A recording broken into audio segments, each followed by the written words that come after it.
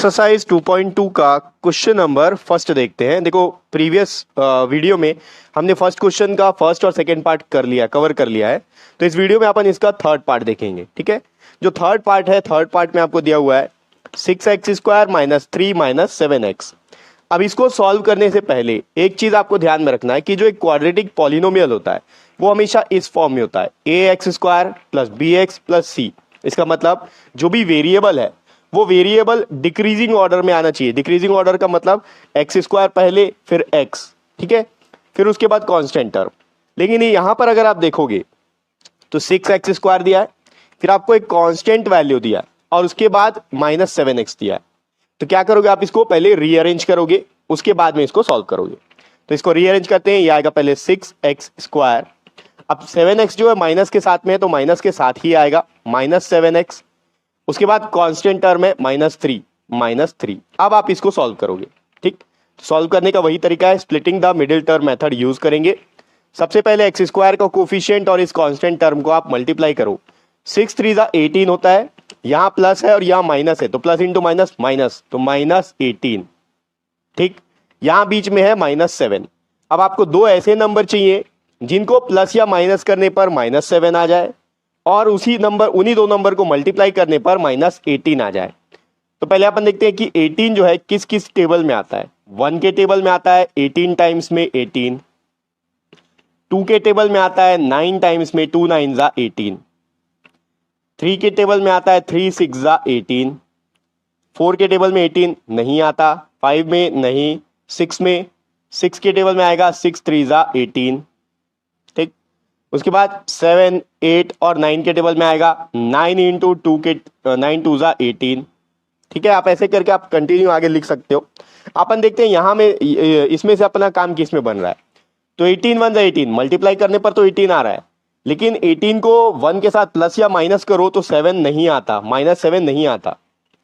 अब 2 और 9 को ले लेते हैं, 2 9 जा 18, ठीक है, मल्टीप्लाई करने पर 18 आ रहा है। अगर 2 और 9 को ऐड करें तो 11 होता है, 11 नहीं चाहिए, लेकिन अगर 9 में से 2 को सब्ट्रैक्ट करें तो 7 आता है। अब यहां पर आप देखो 9 में से आप 2 को सब्ट्रैक्ट करोगे तो आपके पास 11 आएगा, सॉरी 7 आएगा। अपने को चाहिए माइनस 7, तो अपन क्या करेंगे, इसको रिवर्स कर देंगे, माइनस को इधर ला देंगे, इधर प्लस कर देंगे, माइनस 9 प्लस 2, अब ये होता है माइनस 7। आई होप आपको समझ में आ गया क्यों होता है माइनस 7, क्योंकि 9 प्लस इंटू माइनस माइनस होगा, सब्ट्रैक्शन हो गया, 7 आ गया। जिसका साइन, जो नंबर बड़ा है उसका साइन लेंगे, 9 बड़ा है, 9 का साइन हो गया माइनस 7। ठीक है, तो मैं इसको ऐसे ही लिखूंगा यहां पर, या फिर आप चाहो तो 2 को पहले भी लिख सकते हो, जैसा चाहो वैसा आप अरेंज कर सकते हो। तो मैं 2 को पहले लिख लेता हूं, प्लस 2 माइनस 9 लिखूंगा मैं।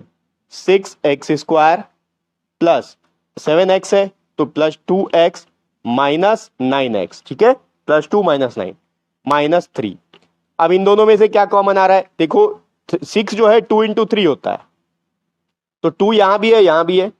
अब x² में एक x है, यहां भी एक x है, तो मैं 2x कॉमन ले सकता हूं, 2x अपन का कॉमन आ गया। क्या बचा, अब 6 का 2 इंटू 3 6 होता है, 2 बाहर चले गया तो यहां 3 बच गया, एक x बाहर गया, एक x बच गया, प्लस 2x पूरा बाहर चले गया, यहां 1 बच गया।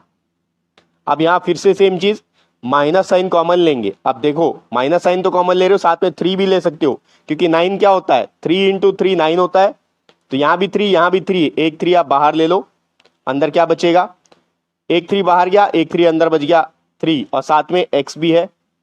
अब यहां पर देखो ये जो माइनस है, माइनस कैसे बनता है, प्लस इंटू माइनस माइनस होता है, तो अगर माइनस साइन को मैं बाहर ले लूं तो अंदर क्या बच गया, प्लस, प्लस हो गया ये। अब ये 3 बाहर जा चुका है तो यहां पर बच गया 1, क्योंकि 3 इंटू 1 3 होता है, 3 को बाहर देंगे तो 1 बच गया।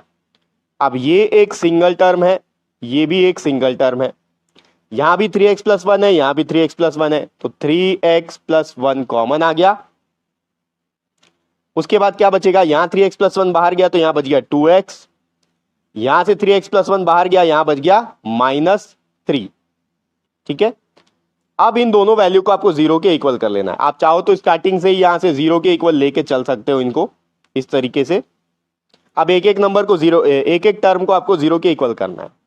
3x प्लस 1 इक्वल्स टू 0 और 2x माइनस 3 इक्वल्स टू 0। 1 को उधर शिफ्ट करेंगे, यहां प्लस में वहां जाके माइनस, 3x इक्वल्स टू -1, क्योंकि 0 के साथ 1 को सब्ट्रैक्ट करोगे -1 ही आएगा। x का value x equals to x, यहाँ 3 के साथ 3 जो x के साथ मल्टीप्लाई हो रहा है वहां जाके डिवाइड होगा -1/3। और दूसरा value 2x is equals to, अब ये 3 यहां पर माइनस में, उधर जाके प्लस हो जाएगा, 0 + 3 3 होगा। x इक्वल्स टू 2 यहां मल्टीप्लाई हो रहा है वहां जाके डिवाइड होगा 3/2। तो ये दोनों क्या है, -1/3 और 3/2, ये दोनों इस पॉलिनोमियल के जीरोस है, दो जीरोस। इसका मतलब क्या है कि अगर यहां पर x का वैल्यू -1/3 पुट करो तो इसका आंसर 0 हो जाएगा। अगर x की जगह यहां पर 3/2 पुट करोगे तो भी आंसर 0 हो जाएगा। ठीक है, आगे हम लोग को दो चीज और करना है, आपको रिलेशन को वेरीफाई करना है। जीरोस ऑफ द पॉलिनोमियल और कोफिशिएंट ऑफ द पॉलिनोमियल का जो रिलेशन है वो आपको वेरीफाई करना है। तो दो है अल्फा प्लस बीटा, उसको अपन सम ऑफ जीरोस भी बोलते हैं। ठीक है, जो सम ऑफ जीरोस है ये किसके इक्वल होता है, minus coefficient of x divided by coefficient of x square. तो सम ऑफ जीरोस अल्फा और बीटा को अपन लेते हैं अल्फा प्लस बीटा। अल्फा क्या है, ये वाला 0, बीटा क्या है, ये 0, दो जीरोस हैं, एक 0 अल्फा एक 0 बीटा, इज इक्वल्स टू, इसको अपन बोलते हैं -b/a। अब क्यों बोलते हैं, क्योंकि देखो यहां पर b जो है x का कोफिशिएंट है, कोफिशिएंट ऑफ x, और एक्स स्क्वायर का कोफिशिएंट a है। ठीक है, इसी फॉर्म में हमेशा क्वाड्रेटिक इक्वेशन होता है, क्वाड्रेटिक पॉलिनोमियल होता है, ax square plus bx plus c। तो -b/a, माइनस इसके साथ में रहता है, यहां वाला माइनस नहीं, ये इसके साथ में माइनस है। अगर यहां पर माइनस रहेगा तो वो भी आपको कंसिडर करके चलना है। अल्फा का वैल्यू -1/3 प्लस बीटा का वैल्यू 3/2 इज इक्वल्स टू, ये minus sign as it is, b का वैल्यू यहां पर बी देखो, इसमें देखना है आपको, इसमें नहीं, क्योंकि एक्स का कोफिशिएंट चाहिए, -7 है तो ये माइनस इसका है, यहां भी -7 है, -7 डिवाइडेड बाई ए का वैल्यू, एक्स स्क्वायर का कोफिशिएंट 6 है, यहां आ गया 6। ठीक है, एलएचएस और आरएचएस सॉरी अगर आपका एलएचएस और आरएचएस इक्वल आता है, इसका मतलब ये है कि जो आपने जीरोस फाइंड आउट किया है ये सही है। यही चीज आपको वेरीफाई करना है। आप इसका एलसीएम लेंगे 3 और 2 का, तो 3 और 2 का अगर आप एलसीएम लो, 3 से करेंगे 1 टाइम्स में, ये 2 का 2, फिर 2 से करेंगे 1 टाइम्स में, और 2 1 2, 3 × 2 हो गया 6, एलसीएम आ गया 6, माइनस साइन यहाँ एज इट इज। अब 3 के टेबल में 6 2 टाइम्स में आता है, तो इसके न्यूमरेटर को 2 से मल्टीप्लाई करना पड़ेगा, 1 × 2 होता है 2, यहाँ प्लस का साइन। 2 के टेबल में 6 3 टाइम्स में आता है, 2 3 = 6, तो इसके न्यूमरेटर को 2 से मल्टीप्लाई 3 से मल्टीप्लाई करना पड़ेगा, 3 3 = 9 इज इक्वल्स टू, यहां देखो ब्रैकेट ओपन होगा, माइनस इंटू माइनस प्लस हो गया 7/6। अब यहां प्लस इंटू माइनस माइनस होता है, सब्ट्रैक्शन होगा, 9 में से 2 को सब्ट्रैक्ट करेंगे तो आ गया 7, जो बड़ा है उसका साइन देंगे, 9 बड़ा है, 9 का साइन प्लस है तो यहां भी plus, divided by 6, 7/6 equals to 7/6। यहां एलएचएस आरएचएस इक्वल आ गया। तो ये तो एक रिलेशन था सम ऑफ द जीरोस का। इसके बाद एक और होता है प्रोडक्ट ऑफ द जीरोस, वो भी बहुत सिंपल है, मैं यहां इसको रब करके आपको वो भी शो कर देता हूं।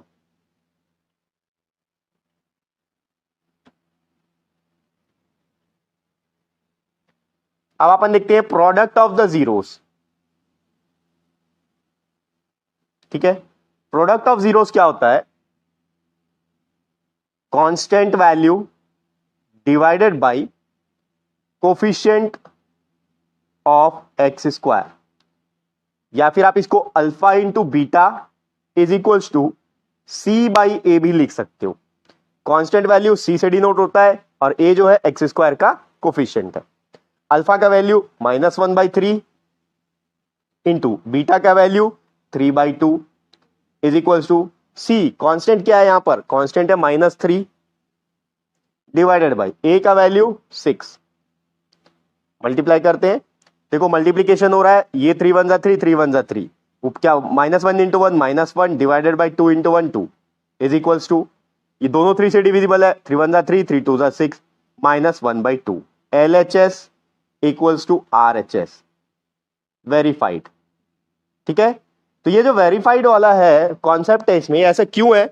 ताकि जो जीरोस आप फाइंड आउट कर रहे हो, यहां पर इस पॉलिनोमियल का जो जीरोस आपने फाइंड आउट किया है, ये दोनों जीरोस इसी पॉलिनोमियल के हैं या नहीं, मतलब ये जो जीरोस आपने फाइंड आउट किया ये सही है या नहीं, ये वेरीफाई करने के लिए आपको इनका जो रिलेशन है, इस रिलेशन में जीरोस के वैल्यू को पुट करना है।